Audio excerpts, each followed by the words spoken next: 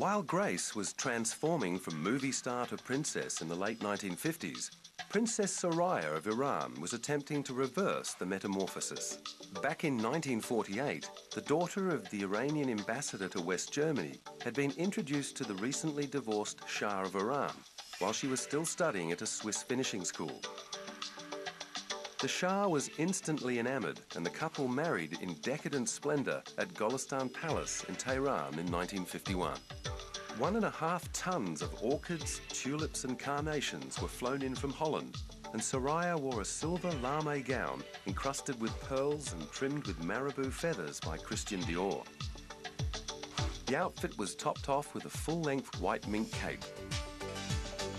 The heavy snow that formed a background to the lavish celebrations was deemed a good omen. Unfortunately, however, the opulence and extravagance of Iranian royal life could not cover over the cracks that quickly began to appear in the marriage, which after several years remained childless. After seeking treatment in France and Switzerland for Soraya's apparent infertility, the Shah suggested that, as allowed by their Muslim religion, he should take a second wife who could produce an heir. Soraya refused to go along with his proposal, and despite his pleas for her to return, she left for her parents' home in Cologne on the same ship that carried Grace Kelly to Monaco, preferring to be divorced than sidelined.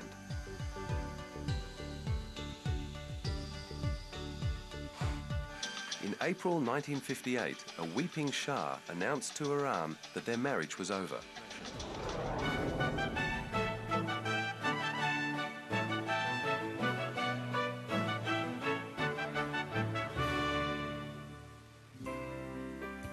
Another royal contemporary of both Grace and Soraya may also have made her way to the big screen if the restrictions imposed by her birthright had not prevented her from seeking a performing career. There's no doubt that the young Princess Margaret was beautiful enough to have held her own among the starlets of the 1950s. She was born in Scotland in 1930. Her parents were then Duke and Duchess of York. In 1936, the abdication of Edward VIII unexpectedly put her father on the throne, and Margaret and her older sister Elizabeth were suddenly saddled with the responsibility of being daughters of the king. As she grew up, Princess Margaret began to win a place in the public's affection. She was very different in personality to her sister, who came across as conscientious and well-behaved, while the more wayward Margaret was more likely to get into trouble. When World War II ended in 1945, Margaret and her sister joined their parents and Prime Minister Winston Churchill on the balcony of Buckingham Palace on VE Day to wave to the cheering crowds.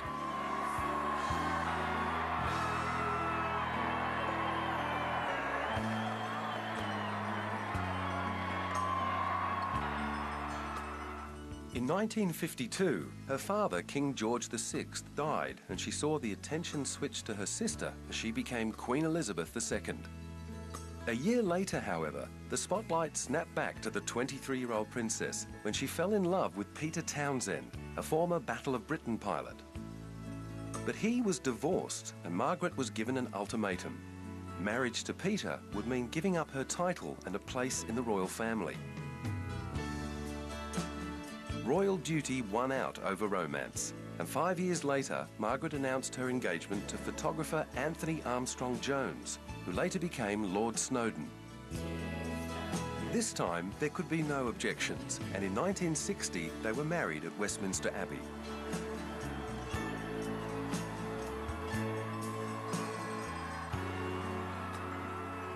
The couple were the focus of high society, and they had 2 children, Viscount Linley and Lady Sarah. But before long, speculation about Margaret's extramarital affairs became the subject of many a rumour. Throughout the 60s and 70s, her name was linked with a string of lovers, such as Mick Jagger and Peter Sellers, who allegedly visited her house on the Caribbean island of Mustique. And in 1978, her well-publicised romance with gardener Roddy Llewellyn finally led to her divorce from Lord Snowdon, and the associated scandal led to public demand for Princess Margaret to stand down. Her failing health in later life was often blamed on her earlier excesses. Known to enjoy a drink, she'd also been a chain smoker and had part of her left lung removed prior to suffering her first stroke in 1998. But while many wrote the princess off as a waste of taxpayers' money, the artists and intellectuals she loved so much saw her differently. Writer Gore Vidal was once quoted as saying, "She was far too intelligent for her station in life." Finally bound to a wheelchair, Margaret spent her last years in the bosom of her family, often appearing in public alongside her sister.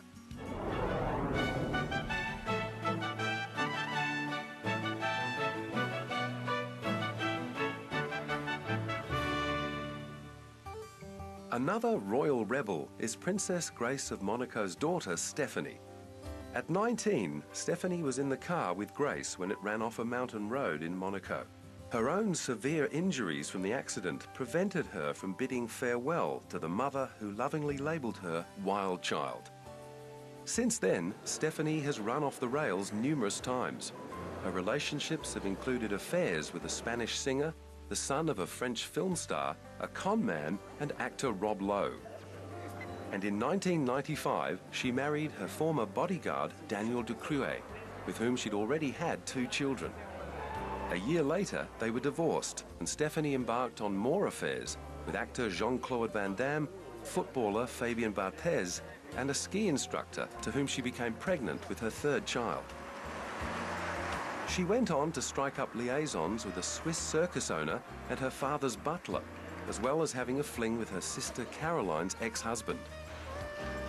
Now in her 40s, she is said to be dating French actor and musician Merwin Rim, who is 12 years her junior. Aside from her penchant for tough, active men, since her father Prince Rainier's death in 2005, she has become just as passionately involved in the fight against AIDS. And in 2006, she was honoured to be appointed Special Representative for the Joint United Nations Programme on HIV/AIDS. Everybody is concerned. Every country in the world is concerned. It's a global problem. AIDS has no borders, no social, political, religious or racial barriers. I think it affects really everybody.